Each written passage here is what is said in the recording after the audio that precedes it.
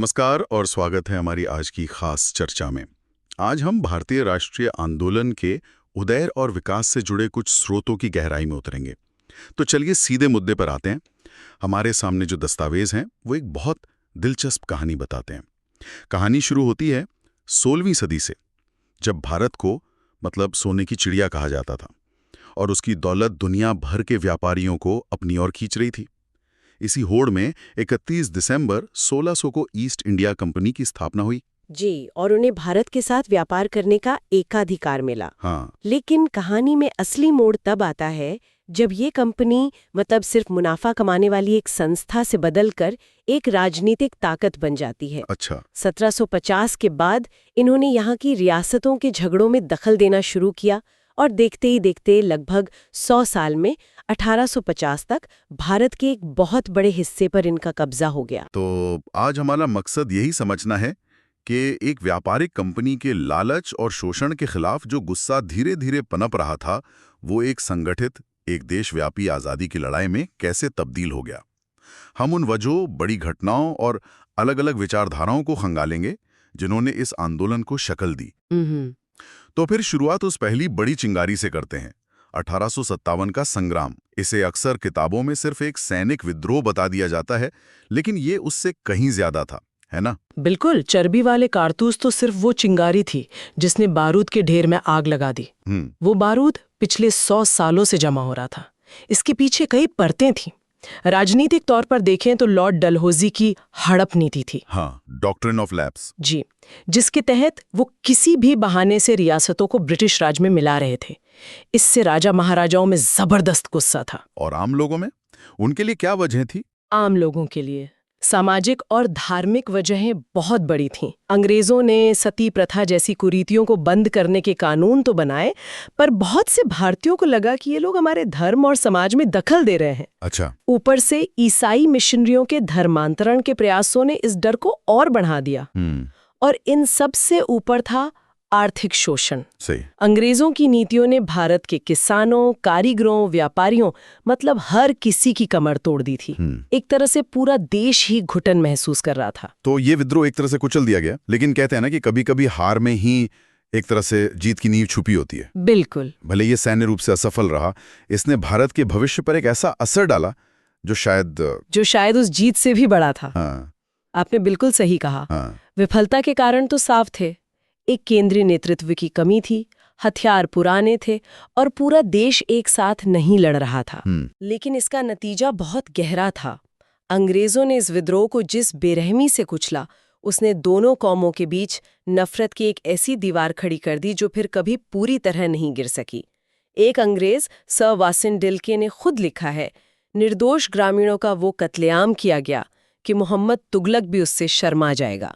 ये सुनना भी कितना भयानक है। मतलब इस एक लाइन से उस दौर की क्रूरता का अंदाजा लगाया जा सकता है। बिल्कुल, और इसी क्रूरता का सीधा नतीजा ये हुआ कि भारत से कंपनी का राज खत्म कर दिया गया और सत्ता सीधे लंदन में बैठी रानी विक्टोरिया यानी ब्रिटिश ताज के हाथ में चली गई। जी, और इसने पहली बार पूरे भारत को एक ही दुश्मन के खिलाफ खड़ा कर दिया। हाँ, अब दुश्मन कोई कंपनी नहीं बल्कि दुनिया का सबसे ताकतवर साम्राज्य था। सही। वाह, ये तो कमाल की बात है। मतलब जिस रेलवे को अंग्रेज भारत के कोने कोने से कच्चा माल लूटकर बंदरगाहों तक पहुंचाने के लिए बना रहे थे, वही रेलवे बाद में तिलक, गांधी और नेहरू जैसे नेताओं को देश के कोने कोने तक राष्ट्रवाद का संदेश पहुंचाने का जरिया बन गया। एक अनचाहा नतीजा। हाँ। ये इस कहानी की सबसे बड़ी विडंबनाओं में से एक है।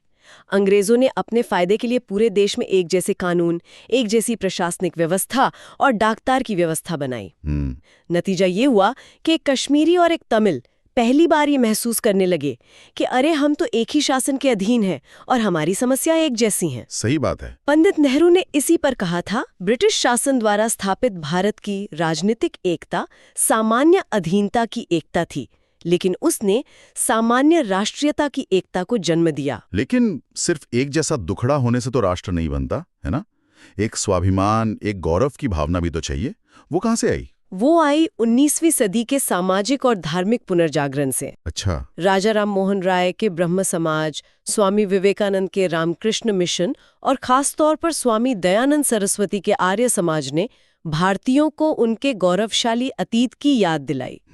जब स्वामी दयानंद ने नारा दिया वेदों की ओर लौटो और ये कहा कि विदेशी राज्य चाहे कितना ही अच्छा क्यों न हो, स्वदेशी राज्य चाहे उसमें कितनी ही त्रुटियां क्यों न हो, अच्छा है, तो ये लोगों के आत्मविश्वास पर मरहम जैसा था। और इसी दौर में अंग्रेजी शिक्षा की भी एंट्री होती है, जो अपने आप में एक और विडंबना है। बहुत बड़ी विडंबना। अंग्रेजों ने एक ऐसी शिक्षा प्रणाली बनाई जिसका मकसद था बाबू तैयार करना, जो रंग रूप से भारतीयों, लेकिन सोच और अकल से अंग्रेज, जो उनके राज को चलाने में मदद करे। हाँ, लेकिन उन्होंने अनजाने में एक ऐसी पीढ़ी तैयार कर दी जिसने उन्हीं के दार्शनिकों मिल्टन, रूसो, वोल्टेयर को पढ़ा और उन्हीं के दिए हुए आजादी और लोकतंत्र के हथियारों से उन्हीं पर पलटवार कर दिया। बिल्कुल, ये अपने आप में एक अद्भुत ऐतिहासिक आयरनी है। तो इन सभी वजहों ने मिलकर एक माहौल तैयार किया।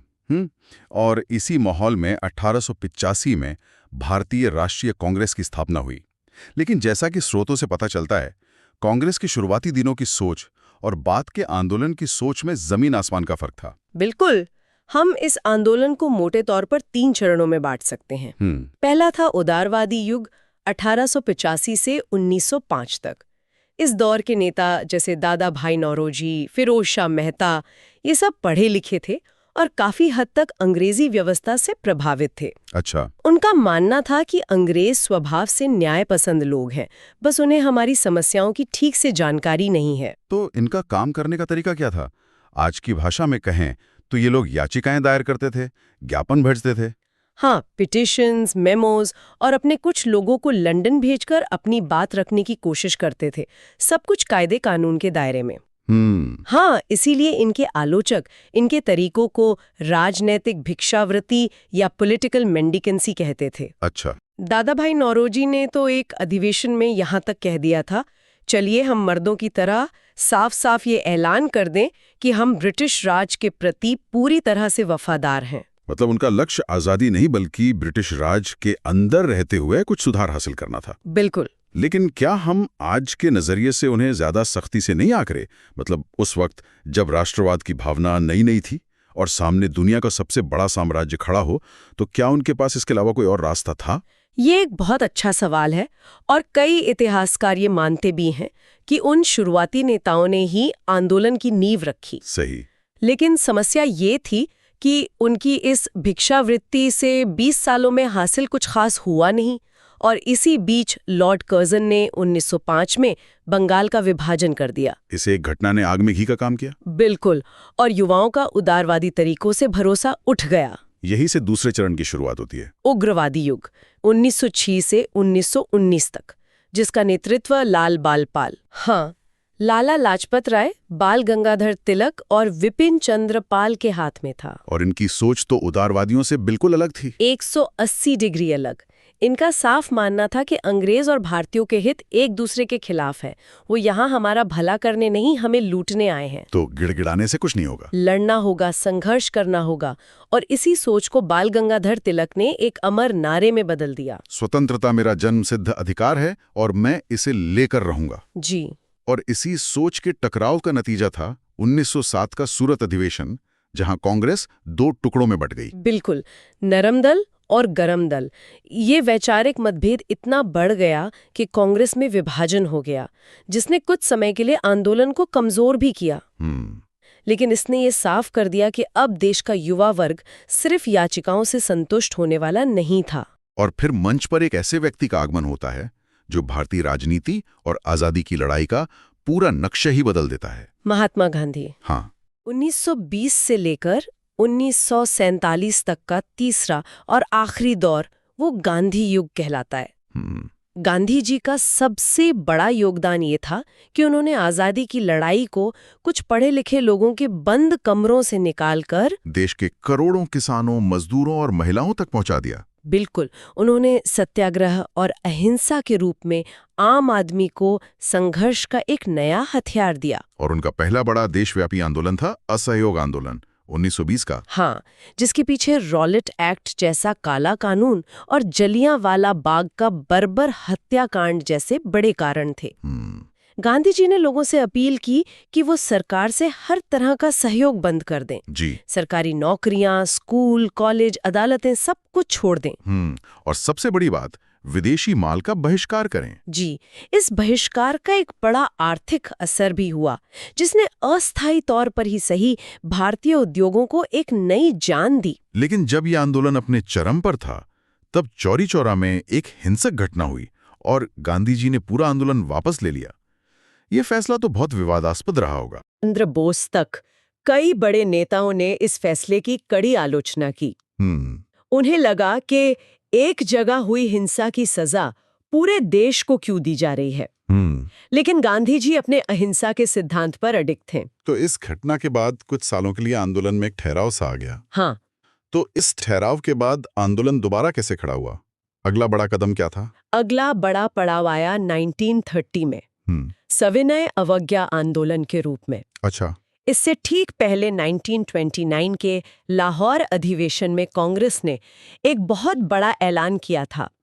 अब उनका लक्ष्य सिर्फ सुधार या स्वशासन नहीं, बल्कि पूर्ण स्वाधीनता है। और इस आंदोलन की शुरुआत गांधी जी ने एक ऐसी चीज से की जिसे कोई सोच भी नहीं सकता था, नमक। उनकी प्रसिद्ध दांडी यात्रा। जी, उन्होंने साबरमती आश्रम से दांडी के समुद्र तट तक 240 मील की पैदल यात्रा की और वहां नमक बनाकर अंग्रेजों के नमक कानून को तोड़ा। ये सिर्फ नमक का कानून तोड़ना नहीं था, ये ब्रिटिश साम्राज्य के आत्मसम्मान पर एक चोट थी। और ये सिर्फ भारत में ही नहीं हो रहा था। दांडी मार्च की तस्वीरें दुनिया भर के अखबारों में छप रही थी। इसने ब्रिटिश साम्राज्य की नैतिक साख पर एक बहुत बड़ा सवालिया निशान लगा दिया था। बिल्कुल। इस आंदोलन ने अंग्रेजों को दुनिया की नजर में जालिम साबित कर दिया। और इसकी एक और खास बात थी, महिलाओं की भागीदारी। हाँ। हजारों महिलाएं घर की चारदीवारी से निकलकर सड़कों पर उतरी, जो पहले कभी नहीं हुआ था। सरकार ने इस आंदोलन को भी बेरहमी से कुचला, लेकिन आजादी की आग अब बुझने वाली नहीं थी। और फिर आता है आखिरी और सबसे बड़ा धक्का, 1942 का भारत छोड़ो आंदोलन। हाँ, ये करो या मरो का आंदोलन था।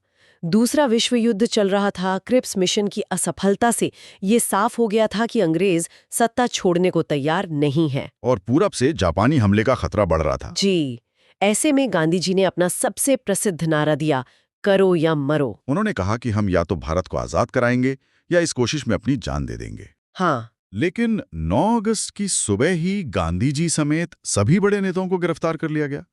तो फिर ये आंदोलन चला कैसे? यही इस आंदोलन की सबसे खास बात थी। नेताओं की गिरफ्तारी के बाद ये एक स्वतः स्फूर्त जन विद्रोह बन गया, जिसे अगस्त क्रांति भी कहते हैं। बिल्कुल। देश के अलग अलग हिस्सों में लोगों ने खुद कमान संभाल ली।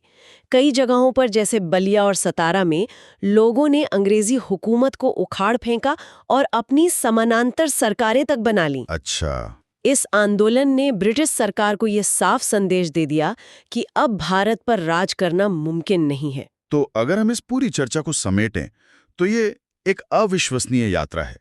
एक कहानी जो व्यापारिक लालच से शुरू हुई, 1857 की राख से गुजरी, उदारवादियों की याचिकाओं, उग्रवादियों के प्रतिरोध से होते हुए आखिरकार गांधी जी के नेतृत्व में एक ऐसे विशाल जन आंदोलन में बदल गई जिसने दुनिया के सबसे बड़े साम्राज्य की नींव हिलाकर रख दी। बिल्कुल सही। और जाते जाते एक विचार के लिए एक सवाल छोड़ना चाहूंगी। जी। ये स्रोत हमें दिखाते हैं कि कैसे इस आंदोलन ने अलग अलग धर्मों और इलाकों के लोगों को एक साझा दुश्मन के खिलाफ एकजुट किया। खिलाफत आंदोलन के दौरान हिंदू मुस्लिम एकता इसकी एक शानदार मिसाल थी। लेकिन हम इसी दौर में ये भी देखते हैं कि जब कांग्रेस की सरकारें बनती हैं तो मुस्लिम लीग उनके इस्तीफे पर मुक्ति दिवस मनाती है और आखिरकार 1940 में एक अलग देश पाकिस्तान की मांग करती है। सही। तो ये एक गहरा सवाल हमारे सामने खड़ा होता है कि जो आंदोलन एक राष्ट्र को विदेशी शासन के खिलाफ इतनी कामयाबी से एकजुट करता है, वही आंदोलन उन अंदरूनी दरारों से क्यों नहीं निपट पाता जो आखिरकार देश के बंटवारे की वजह बनती हैं।